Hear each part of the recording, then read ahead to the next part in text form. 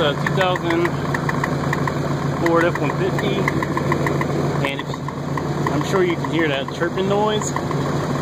Well, I found out what it was. Maybe this will help some people out that can't figure it out.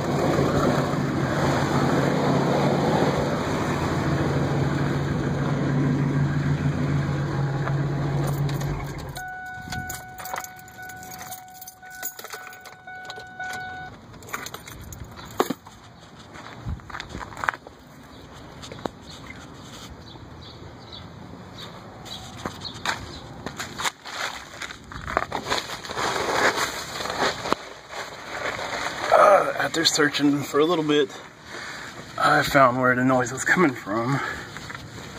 Hopefully you can see this.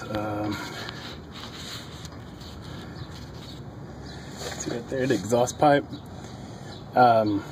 where the flange is. It's just